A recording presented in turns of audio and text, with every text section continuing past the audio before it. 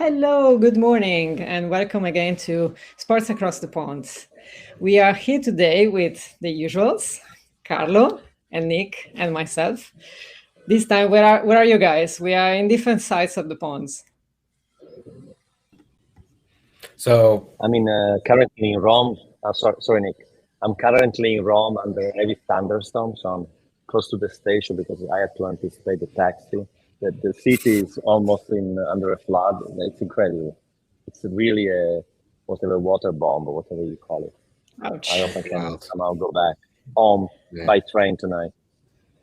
wow. Sorry. And then I am not near really any pond at the moment. I'm in Denver, in the kind Near of to the close to the mountains. mountains. Yeah, Exactly. more near the mountains than the pond right now. But yeah, out here visiting family, and we drove in just as the Denver Nuggets won the NBA championship. So Yeah. it was crazy. It was a sight to see as we drove through downtown. Wow. So you're actually escaping me because I'm New York now. So I'm here I was like, okay, Nick, let's do sports across the pond on the same side of the pond in the same city. It didn't work out. So you're escaping me. Okay, next time I'm gonna go to Denver and you're gonna be somewhere else, most probably. But so nice to be on this side and see what's going on in the US as well. All right, so let's go to the topic of today. So what we want to discuss now is about the fast channels. There is a lot of discussion about that. There was a lot of discussion before and still now. We got with the conversations here and there. And what seems to be is that there's not so much knowledge.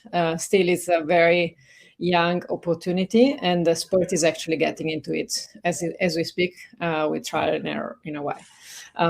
So we thought to discuss about this and try to see if there's any data or any opinion or anything that is going on that is good to share. And again, if you wanna ask any questions or you have any feedback, just please feel free to just comment, so we just get it very interactive and you're just not listening to these three guys across the pond.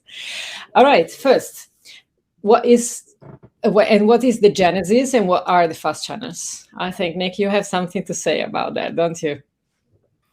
Well, yeah, the fast channels is really a term that Alan Wolk coined. I think he's kind of one of the originators of the term, but it's this idea of free ad-supported streaming television.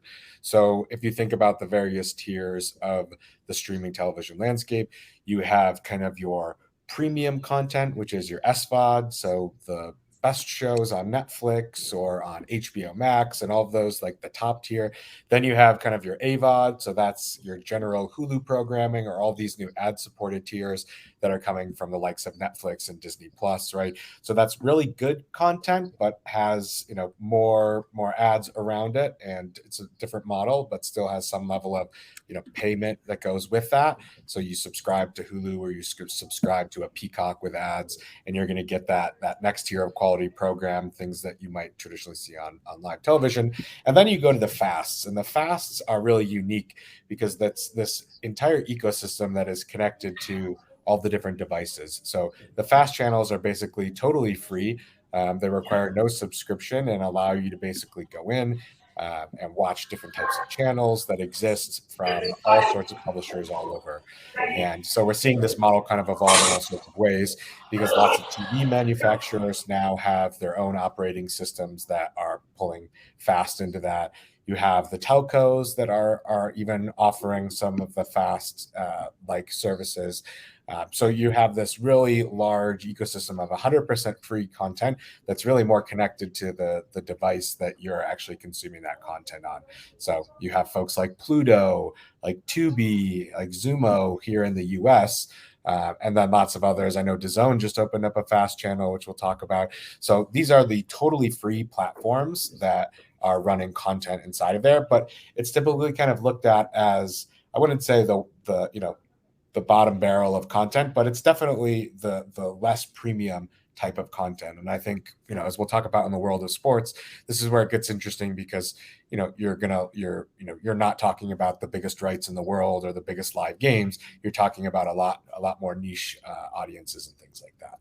So that's kind of a good summary of the pyramid of streaming today. And fasts, I guess, to steal Alan's analogy, I think, is kind of looking at the cable television of the streaming ecosystem. However, what's really interesting is that even in the cable television world, you still had to pay.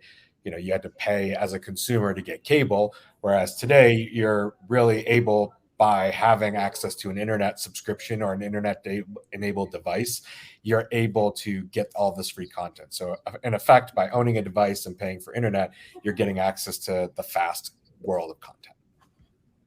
So basically what you're saying is, first we were saying internet is killing TV, and then internet is becoming TV, basically. Long story short, in a different way. Right. And what is the opportunity for sport in that? Where do you see that going? I mean, I can give my thoughts like really quickly, because I think what's interesting is that sports so far, I think there have only been a couple really good examples. I think probably one of the longest examples that I've seen is Red Bull. So Red Bull, we know everybody talks about Red Bull in the world of video and brands being publishers, right? But they sponsored all of these different sports, and while sure some of the premier events and some of the premier sports that they're sponsoring get kind of national broadcast, more premium broadcast, they've built their own Red Bull TV channel. And for years, they've been taking shoulder content, repurposing original live streams of events that they're doing. All of these weird events like the ice skating races or the Flugtag, where, you're trying to send boats up into the air and make them fly, and all these fun, kind of weird events that they have. So sport, I think, has really only kind of dabbled in this. I think you have a couple examples. Red Bull TV, Flow Sports, World Poker Tour are just a couple examples that come to mind of folks that have been, kind of doing this really well. You have a few other folks in the mix. It's really been the major broadcast players that have kind of taken this. So typically Fast has been a bunch of content that you don't want to have on the premium tier, right? So really old seasons of shows, or, licensed content like Bob Ross that you can find everywhere, This Old House, right? A lot of this content became ubiquitous across all Fast channels. Everybody was trying to get rights to This Old House, or to the Red Bull TV, or to Tastemade, right? And now we're starting to see more and more Fast channels try to be unique and differentiate. So I really like what Pluto does within the Paramount system. So Pluto has a lot of these different themed channels that are promoting seasons of their new shows. So RuPaul's Drag Race, for example, if you want to go see the premiere of RuPaul's Drag Race, you're going to have to go to Paramount Plus. But if you want to go and see the old seasons and you want to be able to catch up on that, you can go to Pluto and pretty much watch those whenever you want. And I think it's really interesting to think about where sports is going to play in, because to date, sports has been focused on either negotiating their rights with the major broadcasts and streaming players, right? Or they've been building their own platforms to try to build a subscription business. So, it's kind of interesting to see what's the different angles that sports Fast channels are going to take, because it is kind of that third tier of cannibalization of your content in a sense. So a lot of ways today, I think about social video and Fasts almost in the same world. YouTube is kind of like a Fast in and of itself, right? Because there's all this free content that can be consumed, and it's all ad supported in all different types of ways, right? So yeah, I think Pluto has done a really good job using the shoulder content, using old content to help promote the new content that they are putting on their premium channels. I think sports is a little bit different, because sports has been so focused on the live. So Carla, I'd love to hear what you think, because to me, it feels like most sports companies have been focusing on, like I said, negotiating rights if they're a media company or a Premier League, a top tier league, right? Or they're building their own direct to consumer platform, which then they're trying to take all their content to basically get you to be a subscriber. So the Fast thing seems like almost in the back of the mind to me, for anybody that isn't like a major broadcaster, like a DAZN or something. I don't know what you think.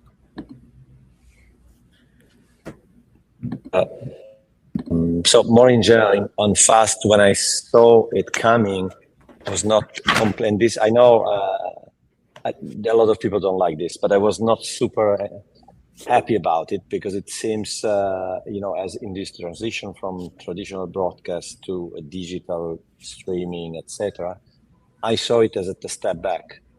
But again, it's not that the market goes where I want the market to go. So I have to learn and understand why things are happening. So again, the fact that the subscription business remove somehow advertisement from content, and especially the advertisement that interrupts content, especially when it's really bothering people, that I saw it as a positive. The fact that you could directly monetize, I saw it as a very positive rational. When you build product, you need to really do a value exchange. Otherwise, I don't pay anymore. As we learn, I churn. On the other end, I understand that there's, I started focusing on this, I think, at the very beginning of 2022, when I intercepted Alan Walk article with the definition of what is fast, what are fast channels. It was a foundational article, I have to say, from Alan. And I started sensibilizing everybody around me. Hey, look, this is coming. About is coming back. Netflix is saying that they may do it. So that was definitely something that took the attention of the market, or at least the more advanced part of the market from the beginning. In terms, and I see it. To be honest, I see it like linear implemented in the digital world. It brings back in the distribution area. It brings back the gatekeepers. So you need to be on Samsung TV, etc., etc., etc. So you cannot do it yourself, right? Which introduce a complexity. There are companies like Amagi that can do kind of end-to-end, bring you to market. So I have a big archive. I want to create a fast channel. It's not that difficult. I think the metrics to understand if you can be sustainable as a business, your single fast channel, and a lot of best practices are growing. The problem is that everything that is a hype. That's why I say, why is everybody trying to get on the fast train? Because it seems everybody now is doing fast. Like everybody had a NFT T-shirt, and I have a normal T-shirt. And now has a generative AI T-shirt, ChatGPT T-shirt. So it's that. If you want, fast is the ChatGPT of video, maybe in these months. Yeah. I think so there is a way to do it. There is also some metrics that can help you understand, okay, should I do it? Could my content being able to generate so many, millions of hours per month? So yes, I can make money. And the investment is not huge, to be honest. So I think that's also why a lot of people, so clearly you need to start from content. And basically it's linear coming to digital. So it's back to EPGs, programming, what you should put in the programming, at what time, depending where the audience is, et cetera, et cetera. I think the curious thing is also that what I've learned is younger generation are into fast channels, which is a surprise, if you want. On one end, we're saying they're not watching live, they're watching long, they only want short content. But then, thank you. But really now it's, again, we need to learn from the market. I didn't expect that younger generation would really be into this kind of consumption format, to be honest. And I think for sport, live is linear and it's premium content. So at the moment, fast has been used for less premium content. On the other end, a lot of sport entities, both on the media and sports side, depending how the rights were structured in the past, have huge archives that are basically, I guess, I'm sure someone will say it's not correct, but almost zero monetized. Maybe if you have some smart intelligence, you create programming and you can somehow adapt it to the moment and to your audience. Big archives can be a huge reason to create a fast channel, because you can monetize things that you were not monetizing. And on the other end, potentially fans could access things that they would not been able to access in the past, right? I've seen a panel at NAB that was very interesting, and I noticed that someone, I don't remember the group, because now we have the architecture is there are content owners that use fast channel to reach an audience through a distributor, okay? And some were using YouTube, and Paola would be happy about it, to understand what content would resonate, week by week, depending and they would program the fast channel depending on the information from YouTube, right? Yeah, so that's quite a unique combination. I literally have that as a point that I was going to mention, is like there should be so much knowledge from social video that you should bring back into that. I mean, even if you don't have we'll go back to gatekeepers in a second, but to your point, like even if you don't have the distribution set up, let's say you don't have your channel on the Watch Free Plus or whatever it is, right? You could actually do that on YouTube, right? Like if you have a really large YouTube audience, you could run a live video stream. Like there's plenty of channels on YouTube right now that are going live 24 hours a day. Most of the major news organizations are running live simulcasts of their news broadcasts on YouTube Live 24 hours a day. They insert the ads as people come in there, and they're making money doing it. So like a totally free, low-cost way that you could kind of test and learn is obviously take those ideas from the best performing YouTube videos, but like even run a stream on your own platform, because people are watching live video on YouTube, and you can basically run that same experience. Obviously, it's not in the form of a channel guide the way that some of these fast channels are laid out, but there's some really interesting things that I think people could experiment if they always had an always on channel where they could get the chops of testing different programming. If I can come in, as YouTube was mentioned, of course. No, I think that the point of like the live streaming on YouTube is very similar. Like there are two similarities. One is exactly what Nick was saying. So the live stream is basically like exactly the same. It's just that you do it very easily on YouTube. And because YouTube is coming to TV more and more, and that's more into connected TV, the two things are going to be kind of merging in a way.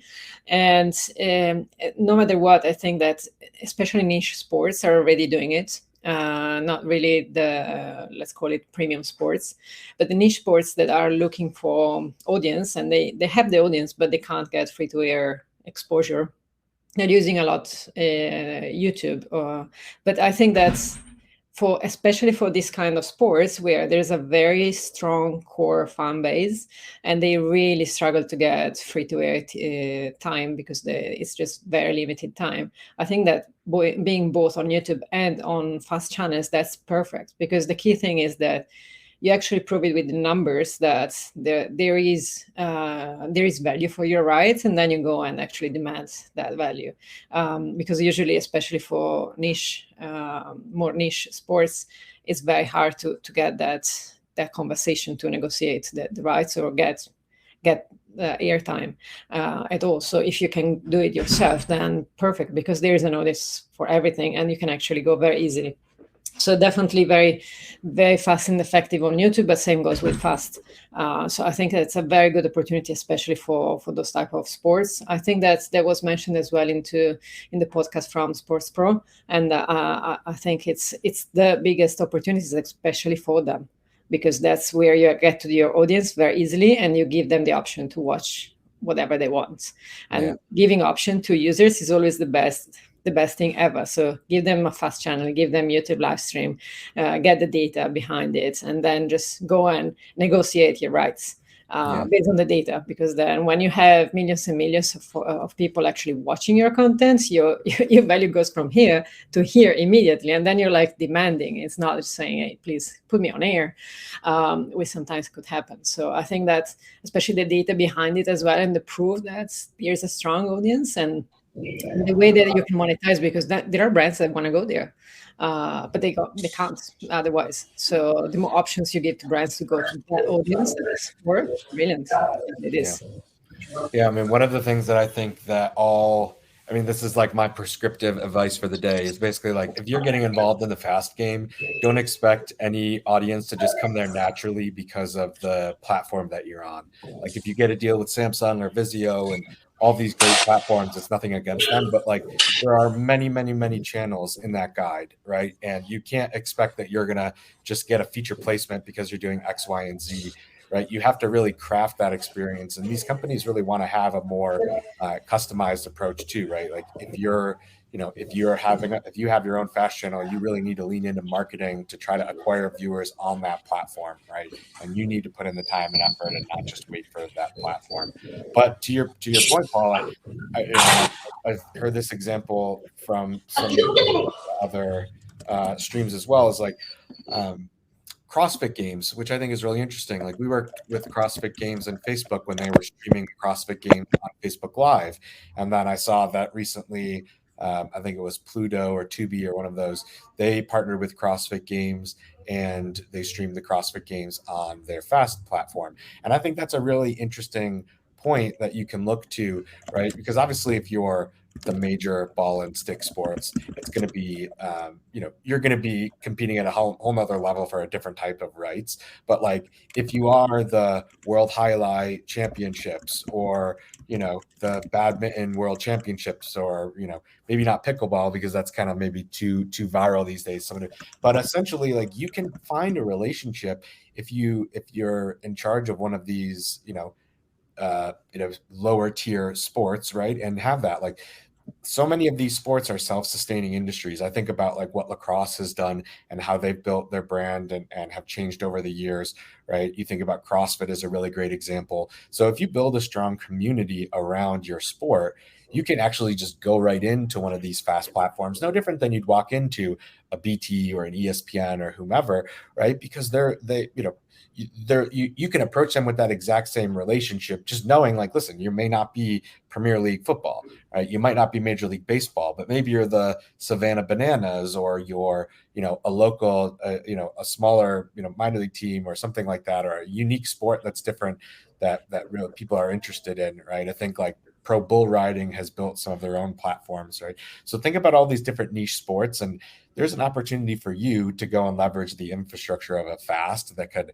potentially scale the streaming audiences. And, if you had 1 million followers on your social networks and you're able to bring, a decent percentage of them over to a live stream, you're going to be getting a pretty solid viewership for all of that content, right? I love fishing. I think about fishing platforms and different types of tournaments that could exist, right? All of these different niche sports that could use fasts, but approach them not as a lower tier or a lower class of live partner, but to them that should be the premium, right? If I'm a small league that has nothing, or that I'm just trying to be a very solid self-sustaining sport, I would look at Fubo I would look at like a Tubi or a Pluto as my ESPN. How can I go and do that relationship with them and have them want to make me a big part of what they're doing, right? So Well, actually, if you're looking at fishing or anything similar, extreme sports, for example, they have really core fans, and they actually monetize extremely well. It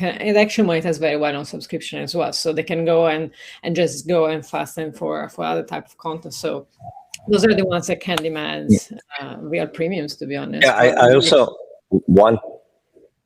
sorry, Paola.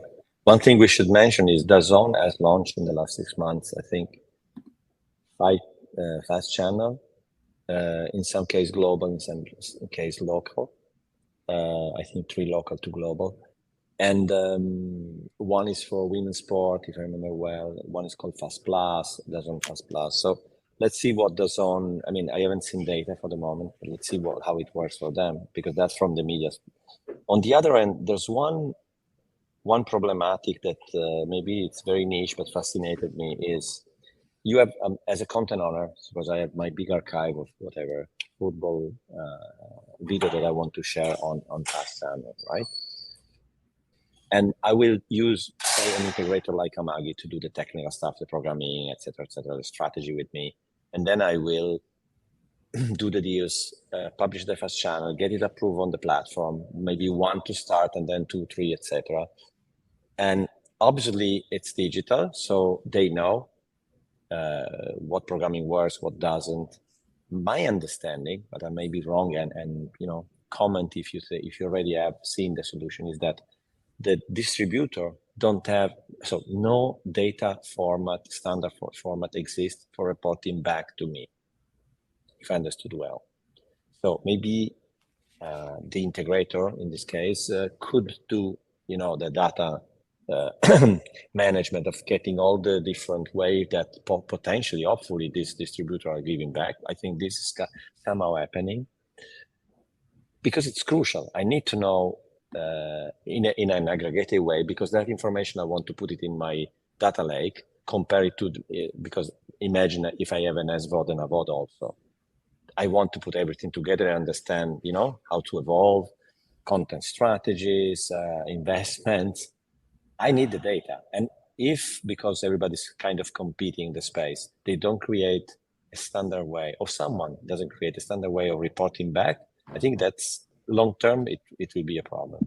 Maybe today everybody's in love, so they just do it. No, I mean, like that's one of the biggest, and obviously, working at Conviva for many years, we saw a lot of different fast channels and how they interacted with their partners and things like that. And in my experience, there's definitely room for improvement, right? I think that there needs to be more collaboration. I know yesterday at the Stream TV show, I think here in Denver, there's even talk of a coalition of fast channels trying to come together to have a little bit more of that kind of attention coming together. But yeah, I mean, for right now, there's still it's still kind of new and in the unknown phase.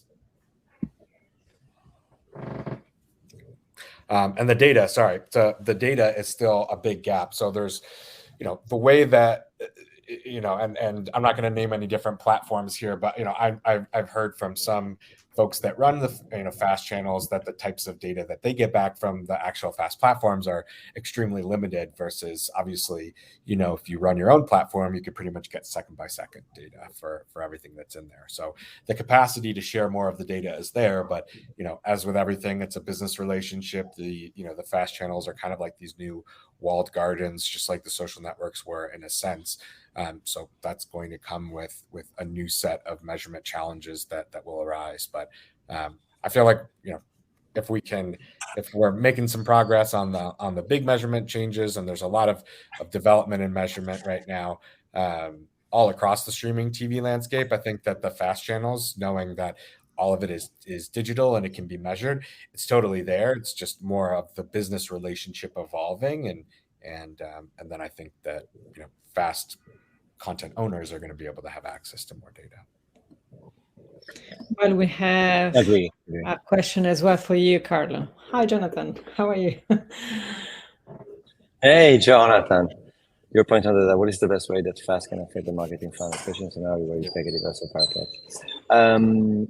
But in theory, so without putting too much intelligence into the answer, is I see fast a bit at the top of the funnel, but they may have, and again, I don't think there is one funnel. So I think you can apply like a multi-funnel approach to something like this and say, okay, yes, fast can be a way to attract people to, about SVOD, maybe as SVOD, especially because, or it can be an audience per se that I should be happy to have and nurture. And my idea is that somehow, as you have, someone will start talking about retention in fast, which seems maybe not the obvious one, right? But I think you want your audience on fast to consume more and more content, because the more they consume, the more you can sell advertisement or generate advertisement and then be paid. So I think it's a combined effort. They can discover you on fast, and then especially if you play the premium to less premium content game, and move them to SVOD in the end.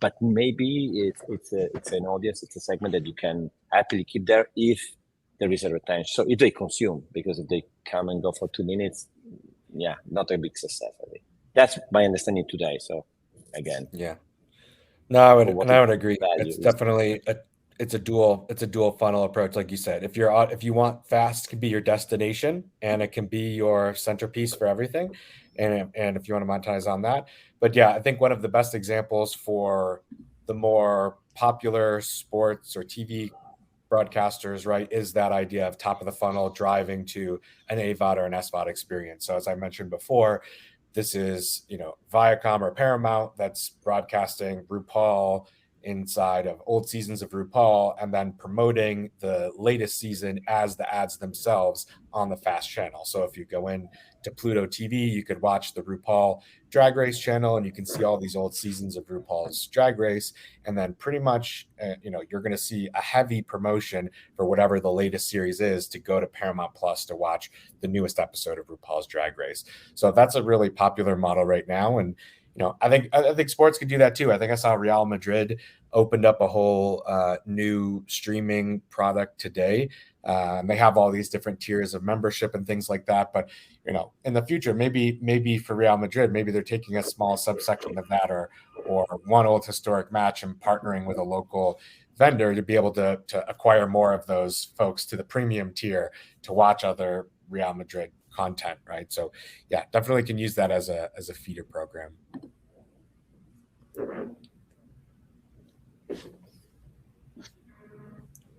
So I think Jonathan agrees with that. Thanks for the comments, Jonathan. Thank you for participating. Yeah, and I think just to like the top of I think that is really very similar to what YouTube is really top of the funnel for every subscription model. They all do the same. Like if you look at every subscription model from Netflix to DAZN to Amazon Prime, you go to YouTube, you see like the size of the audience they get there, and they just top of the funnel. They can try to actually get them down the funnel. It's like exactly the same. So fast channels are not that different. So I think if you get both, that's brilliant.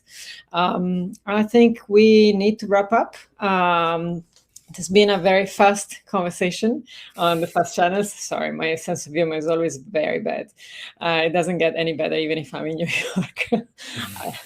Anyway, so thank you everyone for joining us. And we're going to be back in 2 weeks' time, and we're going to talk about women's sports. So keep following and keep asking for questions, and we're happy to just join the conversation with you all. Thank you. Bye-bye. Thanks, everybody. Have a great day.